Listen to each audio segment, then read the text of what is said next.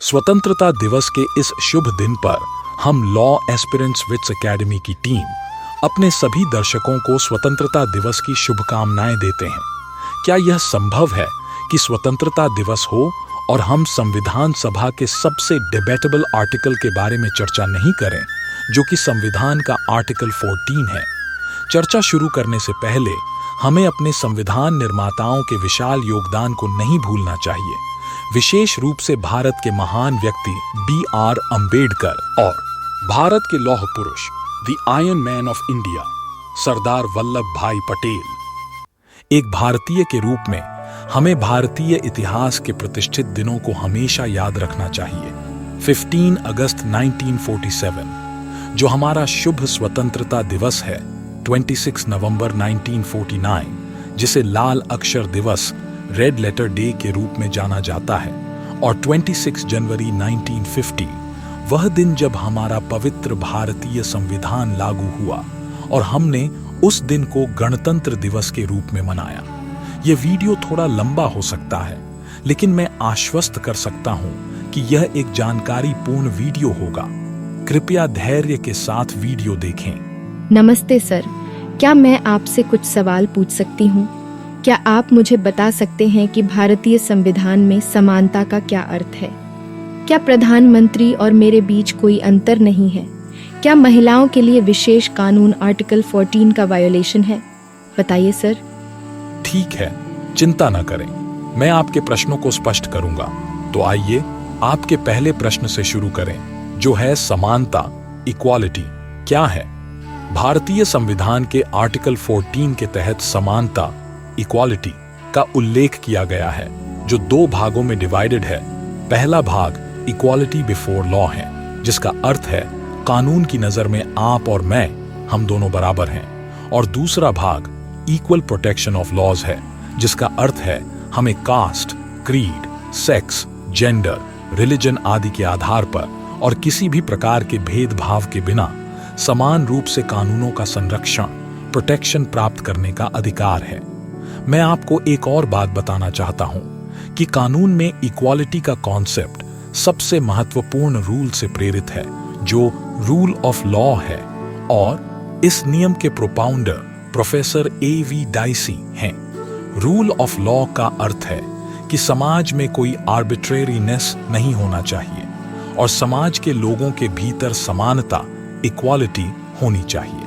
अब आपके दूसरे सवाल पर आते हैं कि क्या आपके और प्रधानमंत्री में कोई अंतर है? इसका उत्तर हाँ है। आपको यह स्पष्ट करने के लिए मैं प्रसिद्ध प्रोफेसर सर आइवर जेनिंग्स के स्टेटमेंट को कोट करना चाहता हूं, जो कहते हैं कि किसी भी समाज में पूर्ण समानता संभव नहीं है, क्योंकि पूर्ण समानता समाज में अत्याचार का कारण बनेगी।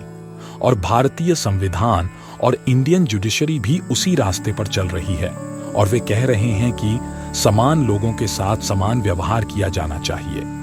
यह कॉन्सेप्ट अमेरिकी संविधान के 14th अमेंडमेंट सेक्शन 1 से ली गई है, और यही कारण है कि हमारे भारतीय संविधान में विशेषाधिकार प्रिविलेजेस का एक अलग चैप्टर है, जो संसद सदस्य को विशेष अधिकार प्रदान करता है। अपने तीसरे प्रश्न का उत्तर देने के लिए मुझे आपको रीजनेबल क्लासिफिकेशन के कॉन्सेप्ट और भारतीय संविधान के आर्टिकल 15 क्लॉज 3 की व्याख्या करने की आवश्यकता है। सुप्रीम कोर्ट ने state of West Bengal versus Anwar Ali के एक ऐतिहासिक फैसले में रीजनेबल क्लासिफिकेशन के 2 टेस्ट दिए हैं, जिसके आधार पर समाज के भीतर क्लासिफिकेशन किया जा सकता है, और ये टेस्ट रीजनेबल क्लासिफिकेशन के रूप में जाने जाते हैं। ये टेस्ट इस प्रकार हैं। 1.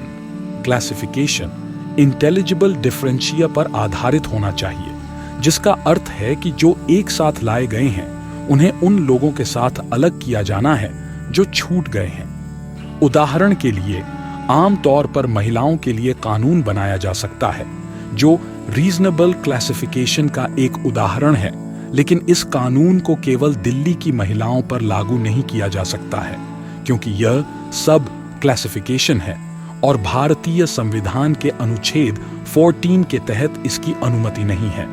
और दूसरा परीक्षण है, यह क्लासिफिकेशन लॉ द्वारा प्राप्त किए जाने वाले उद्देश्य से संबंधित होना चाहिए।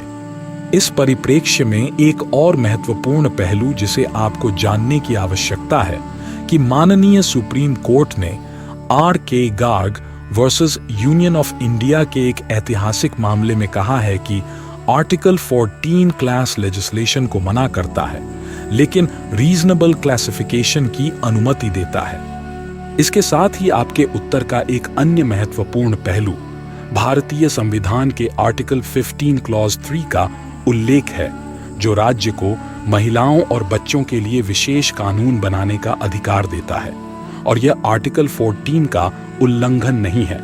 आइए जल्दी से देखें कि अनुच्छेद 14 पर अन्य महत्वपूर्ण केस लॉज क्या हैं। E.P. Royappa versus state of Tamilnadu, Maneka Gandhi versus union of India और Air India versus Nargesh Mirza, जिसमें उच्चतम न्यायालय ने कहा कि गर्भावस्था प्रेगनेंसी जॉब की समाप्ति का कारण नहीं होना चाहिए और यह आर्टिकल 14 का उल्लंघन है। मुझे आशा है कि मैंने आपके प्रश्नों को स्पष्ट कर दिया है। जल्द ही आपसे फिर मिलेंगे। भारत की महान भूमि के नाम पर एक लाइक तो बनता है। और दोस्तों, क्या आप सभी ने सब्सक्राइब बटन पर क्लिक किया? यदि नहीं तो कृपया इसे अभी करें, फॉलो करें और शेयर करें। जय भारत, जय हिंद।